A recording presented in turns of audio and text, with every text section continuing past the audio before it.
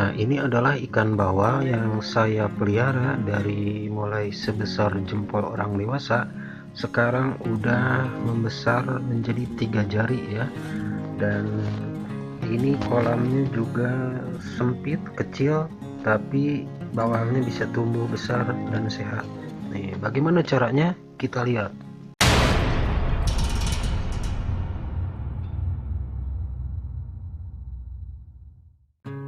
Kali ini saya akan berbagi cara bagaimana memelihara ikan bawal dari kecil ya, dari anakannya sampai dengan tumbuh besar dan sehat, tapi di kolamnya kolam kecil dan lumayan cukup sempit ya.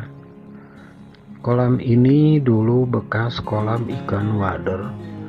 Ikan wader hasil mancing saya pelihara di sini sampai dengan 2 tahun.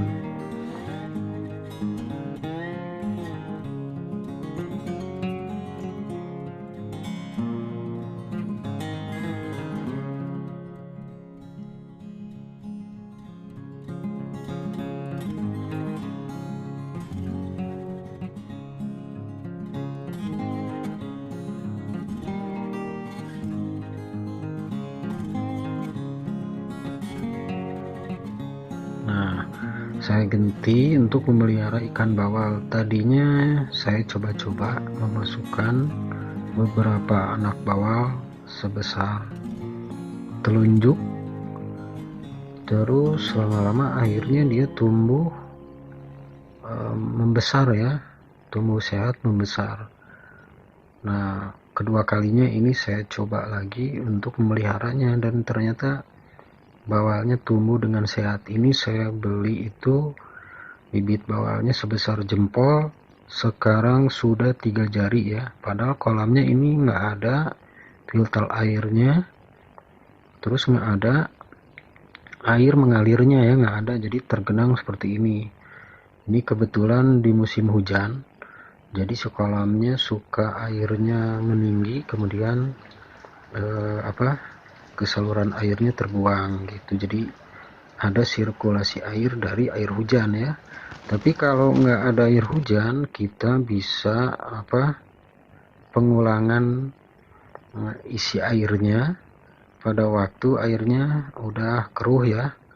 Nanti bisa kita ganti airnya dengan air yang baru, tapi tidak semuanya kita kuras airnya, jadi sisakan seperempatnya dari volume kolamnya gitu, volume air dari kolamnya, lalu kita isi dengan air yang baru. Nah, itu bisa ikannya tetap kuat ya di situ ya, walaupun tergenang begitu. Nah, ini saya piara ikan bawal di kolam kecil ini ya, kan lumayan ya.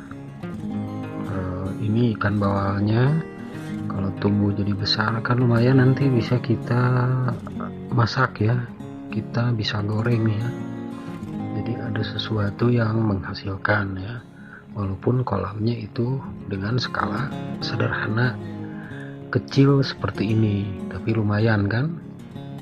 Nah, jadi yang pertama kita harus perhatikan airnya ya.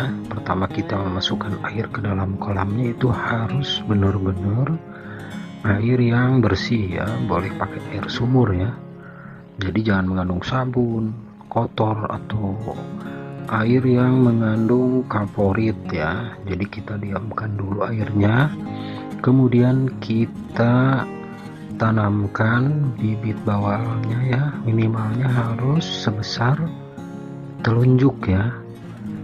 Jadi kita masukkan ke kolamnya dan kita lihat juga kapasitas dari kolamnya ya. Ini segede gini saya pelihara 30 ya, 30 ikan. Nah, alhamdulillah semuanya tumbuh. Pas ketika beli saya masukkan ke dalam kolam ini, awalnya sih agak loyo gitu ya, seperti kurang sehat gitu, tapi lama kelamaan dia akan beradaptasi dengan airnya ya, karena airnya memang air bersih ya. Nah, pada saat ikannya dimasukin ke sini, awal dimasukkan ke kolamnya, lalu kolamnya kita seperti ini kan. Nah, sesekali kita riak-riakan sepanjang ini. Jadi ada gelombang membuat ikannya seolah-olah ada aliran air dan akan menjadi gesit ya ikannya. Diamkan sampai dengan 1 hari atau 2 hari, baru kita kasih makan pelet ya. Jadi pelet atau cacing ya. Saya kasih awalnya pelet sedikit dan cacing ya, sedikit-sedikit.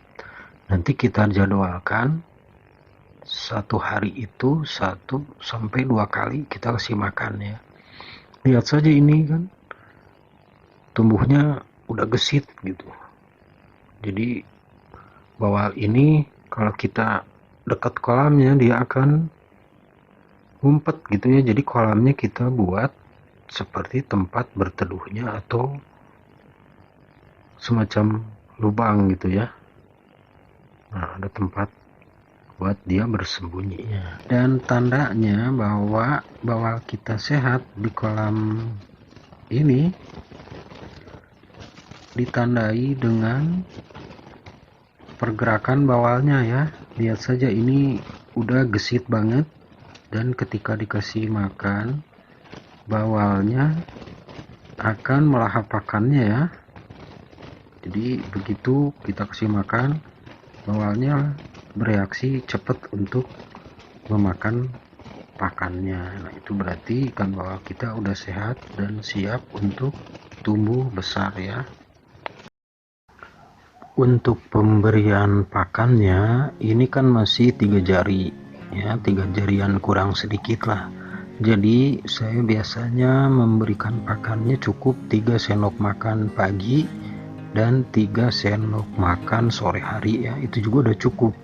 Jadi kalau kelihatan kita beri pakan terus peletnya udah mengambang dan si bawal reaksi untuk memakannya berhenti, berarti kita hentikan pemberian pakannya. Biasanya 3 sendok juga cukup ya, pagi dan sore hari.